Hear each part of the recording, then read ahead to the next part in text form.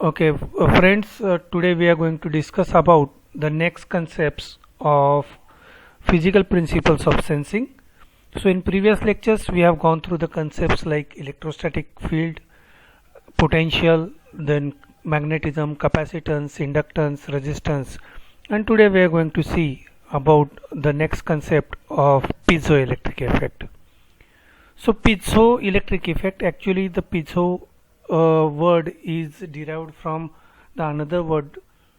So the piezoelectric effect is the generation of electric charge by crystalline material. This is very important.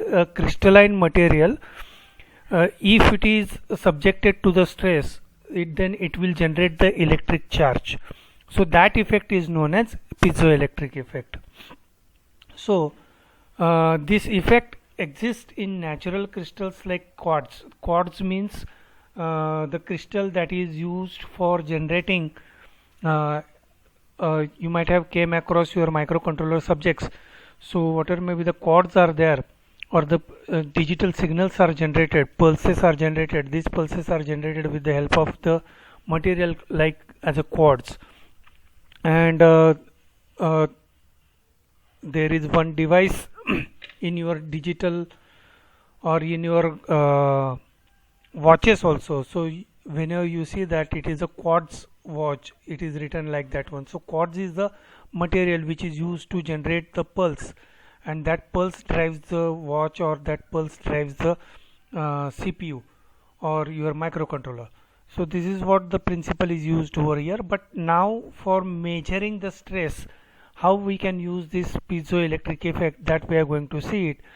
So generally it is a crystalline material of SiO2, and artificially polarized poles are also there, or ceramics are also there, polymers are also there, which are available as a piezoelectric material. So it is said that piezoelectric material possess a ferroelectric properties. So it is not a ferromagnetic, it is a ferroelectric properties. So it consists a charge.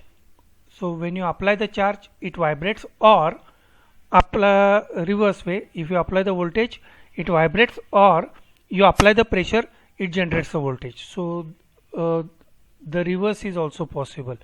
So the word piezo comes from the Greek word piezen, which means to press, so piezo comes from there, and it consists the electric property, hence it is called as a piezoelectric effect.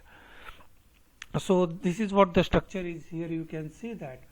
So this is the material, this is the original material, which consists SiO2 combination, Si and O2, which is a crystalline structure. Then it is zero deformed. The deformation in this one is zero, or the pressure is not applied on either of the side. That means on this side it is 0, on this side it is 0, on this side it is 0. So here it is 0, 0, 0 and 0. Now you apply the pressure from both the sides. You apply the pressure from this side and this side. So what will happen, if you apply the pressure, the charge will accumulate in such a way that here it will generate a plus charge, and here it will generate a negative charge. So here you can see that this is because of this positive charge, and here it is because of negative charge. So the polarity will get, here is plus and minus, like that one. And if you elongate it, that means force is inside, and you take the force outward, so try to elongate it, then you can see that the concentration of the charge is exactly opposite to this one. So here it will be a minus, and here it will be a plus. So this is how the crystalline structure will get changed, and that will cause to change the electric charge, and that charge will be available at the surface, and you can take that and you can measure that charge in terms of voltage, and you will get the output. That's why it is called as a piezoelectric effect. Okay. So to pick up an electric charge, a conductive electrodes must be applied to the crystalline opposite sides. That means in a previous case, just a minute, here what we have to do, here we have to connect one electrode so that you can take the charge, and here you have to apply the another electrode, so you can take this positive charge and negative charge. So similarly the charge generation will be same one, and if you apply the reverse force, that means inward force, pressure inside and pressure pulling it out, then in that case charge will be totally reversed. So if you apply the charge, if you want to pick up the charge, then you need to apply a conductive cores, electrodes that are to be connected to the opposite sides of the cut, and that will give you the that will result into the piezoelectric sensor, and it becomes a capacitor type of, because the two conductors on both the sides will act as a plate, and the material inside that one will act as a dielectric material, which is a piezoelectric crystal. So this is what the structure is. Here you will be getting the plates, and across which you will be getting the potential. So this is the plate, and here it is the plate. So this is the plate from outside, and this is the plate from outside. So here it is a crystal, and these are the electrodes. From this one you will be taking the output voltage. So the structure will look like a capacitor. That's why with a piezoelectric material. So the dielectric acts as a generator of electric charge, resulting into the voltage across capacitor, and that voltage across capacitor is proportional to. So here you can see that. So every particle or every body in the universe, they just go through the concepts of 6 motions. So this is x, y, z, in x direction, y direction and z direction, and along x direction, along y direction and along z direction. So 6 bodies you can get it, and from that you can measure it. So you may twist it also, you may elongate also, you may force it in either of the direction. So in x direction, in y direction, and as well as in z direction you will get it, and you will be getting a capacitor voltage across this capacitor, and that will be proportional to the movement of that crystal. So the piezoelectric effect is reversible physical phenomena. That means if you apply the voltage to the crystal, it will produce a mechanical strain. We will try to understand the concept by this diagram. So here you can see that when you apply the pressure, so across the electrode you will see that the voltage is generated, and you will be getting. So this is the first phenomena. That means you apply the pressure and you get the voltage. So the first phenomena is like this, and the reverse phenomena will be like this. You apply the voltage to the crystal, and you will see that there will be a vibrations. So there will be a vibrations in the piezoelectric, and this can be used to generate sound waves, or such kind of concept is also used in the concept like sonar, which is used to measure the depth of water. So these effects are used in many applications. So both the effects, that is the piezoelectric effect and its reverse effect, both are used as a sensor in many applications. Okay, so this is how the piezoelectric effect works. So I hope you might have understood the concept of piezoelectric. Okay, now when the charge is generated by the piezoelectric crystal, it is proportional to the applied force. So if it is in x direction, so previously we have seen that, so the crystal you are generating, you may get it in x direction, you may get it in y direction, and you may get it in z direction. So this is x direction. So let us consider that only one direction we have considered. So if the change occurs in x direction, then we will generate a charge qx is equal to d11 fx. So fx is the force in x direction, and d1m1 is the dimensional changes caused because of that x direction, and qx is the charge generated because of that one. So dmn is the coefficient, piezoelectric coefficient along the orthogonal. Orthogonal means the axes which are parallel to each other, we'll call it as a orthogonal.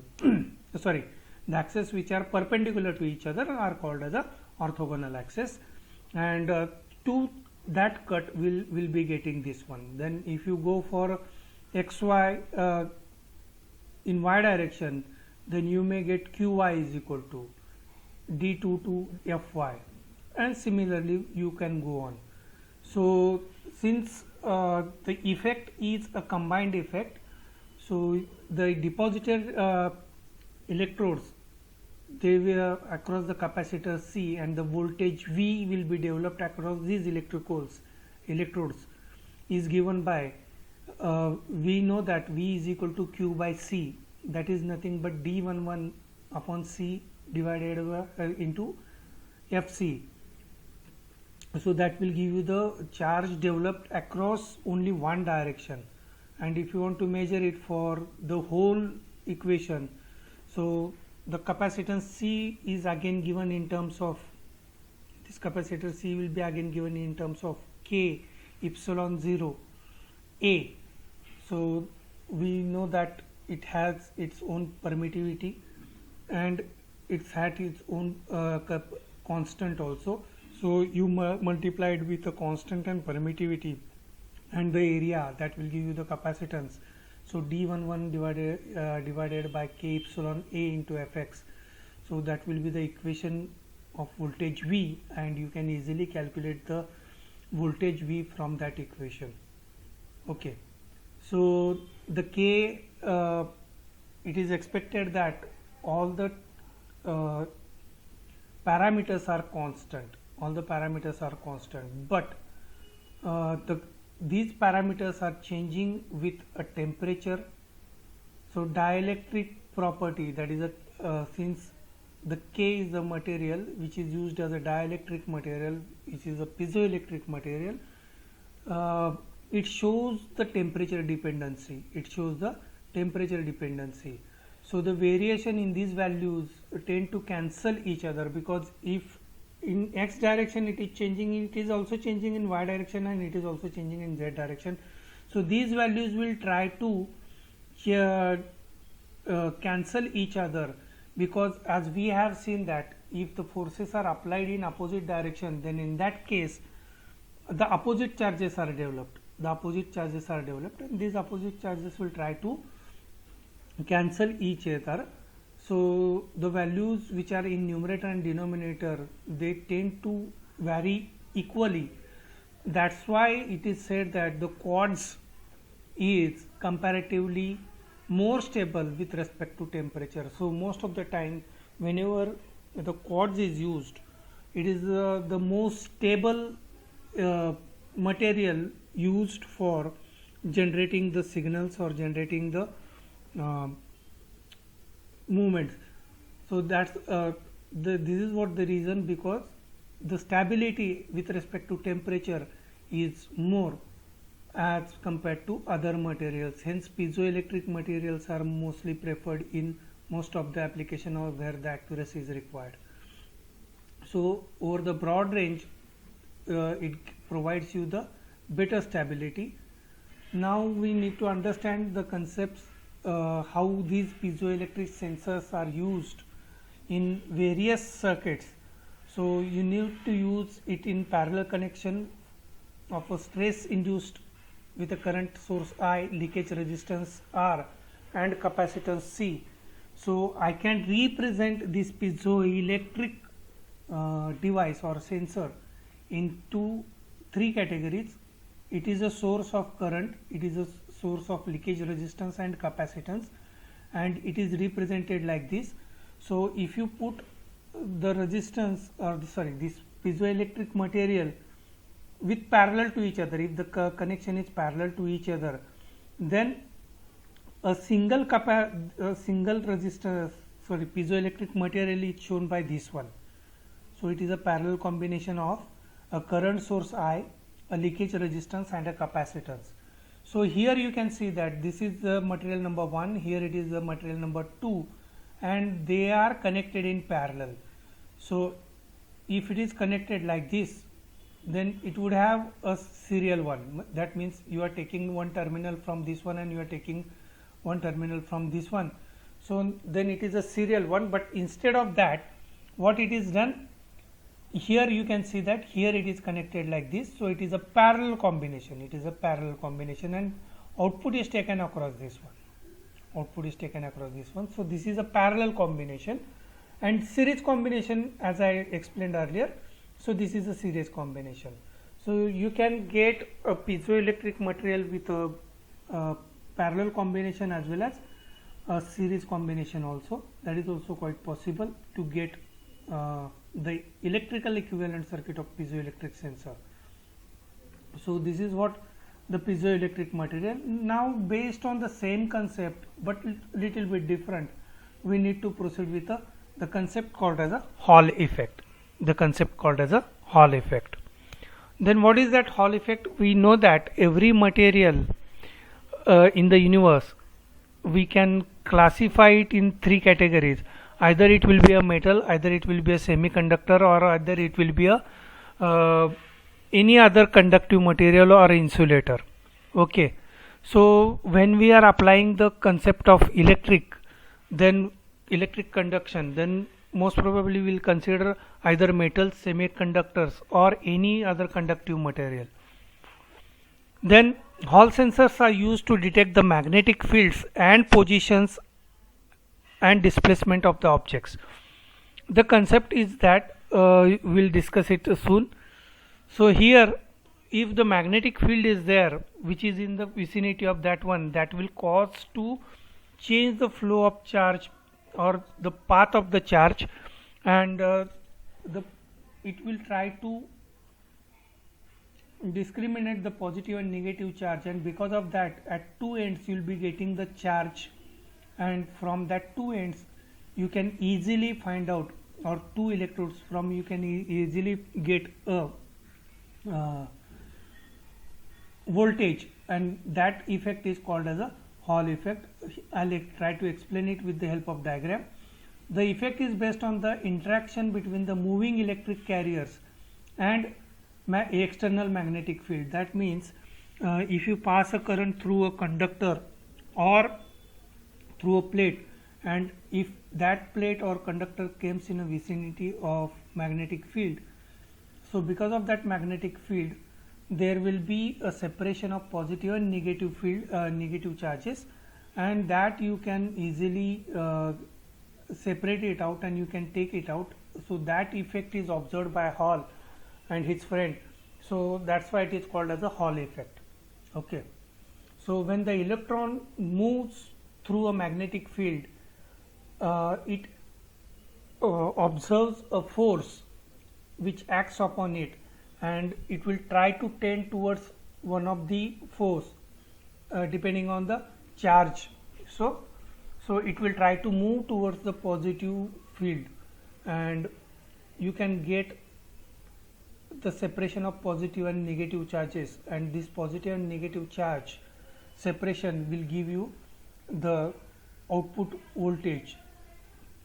So the force acting on that electron will be given by F is equal to Q into V into B. So B is the magnetic field, Q is the charge, and V is the velocity of that. So we can see that if this is what the field is, this is what the plate is, through this plate a current I is flowing. So current I is flowing means obviously electrons are flowing. So current direction will be this one. Actually the electron moves from this end to this end. So electron is moving from this one, and you expose this plate to the magnetic field B. You expose this one to the magnetic field B. Now what happened because of this one? So you see that the electrons which is moving in this path, in this category, when it comes in the vicinity or when it comes in contact with the magnetic field, it will exert a force on this electron, and electron which is moving initially in the straight direction, it will move towards this surface. It will move towards the surface, and the negative charge will move towards this surface, and positive charge will accumulate at this end. So at this end you will be taking it out the negative charge and positive charge, which shows you the this Hall effect voltage. So this is called as a Hall effect. That means a charge which is moving through a plate which is exposed to the magnetic field. Because of that, there will be a separation of charge, and that separation of charge is observed by Hall, and that effect is called as a Hall effect. So you will get a magnetic field, and this is also a base of electromagnetic induction we have already seen. So let us consider that I have already discussed that electron moves on a flat conductive strip which is placed in a magnetic field B, but due to the magnetic field B, the deflecting force shifts the moving electron towards the right side of the strip. So here you can getting this strip, here you will be getting this strip, so it will move towards the right of the charge, and the strip becomes more negative with respect to the left side. So this will become positive and this will become negative, so you can measure the voltage across that one. So this effect is called as a transverse Hall effect. Difference voltage VH will be generated, and the sign and the amplitude depends upon in which the current direction is flowing and field is magnetic field is. If you reverse the current, that means current is moving in this direction. Now instead of that, you apply the positive here and negative here, so this will become more negative with respect to this, so this will become negative and this will become positive. And if initially the direction will be like this, so positive and negative initially was like this, now you will measure it positive like this and negative like this. So this is how you will be measuring the voltage.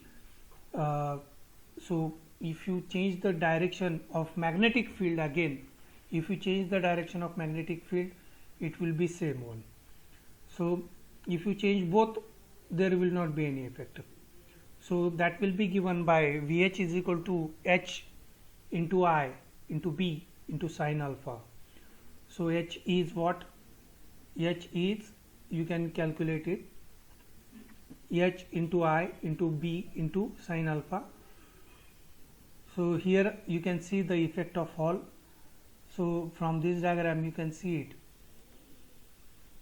So you just go through the previous diagram and see it. So the electrons are moving, the current is moving, all the charges move because here, and because of a negative charge are placed here, so the positivity will come over here. So across these two plates you will be getting a positive charge and negative charge. So here you can see, here you will be getting a positive charge and the positive charge is placed, and you can measure the voltage across this. Now the red one will be the negative charge and the blue one will be the positive charge. So you can measure the voltage across that one, and this is how the Hall effect is working. Okay, so this is the 4-terminal Hall effect sensor. So 2 terminals will be used to apply the voltage, so that, or the current, so that the current flows through that one, and across the 2 terminals you will be measuring the output voltage, and this sensor will be, when it comes in the vicinity of the magnetic field, you can easily measure the output voltage, which is proportional to the H as well as I and magnetic field. So if I keep H, I and sine alpha constant, then I can measure the magnetic field present also.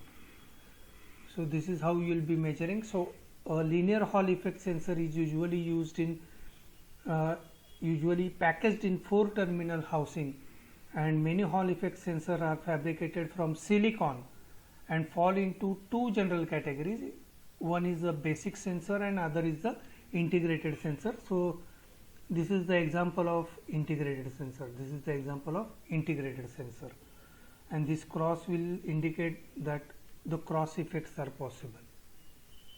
Okay, so this is how you'll be using the Hall effect sensor, and you can represent the Hall effect sensor by these four category, four terminal resist Hall effect sensor by this one. So this will be represented by the control E, and minus E will be the control. So that will be divided with half of the input resistance Ri, and output resistance will be represented with this one at the output terminal RO and RO. This is the central terminal, and this 1/2 VH will be the voltage source, and this will be 1/2 will be the voltage source. So such kind of circuitry, this is the equivalence representation of your Hall sensor, Hall effect sensor. So this can be used for analytical purpose also. So this is how it is useful. So you can see that the control terminals, the resistance is between that terminal, and that is called as the input resistance or the control resistance Ri. Then you will be taking the differential output, and differential output resistance will be there, and you divide it into two parts, so half of that one. So this is how you are representing the Hall effect. And today we'll stop here, and in next lecture we'll be going for the next terminals related to how the temperature is affecting and thermal effects are there, and related to that we are going to talk about. So we'll stop here. Thank you very much.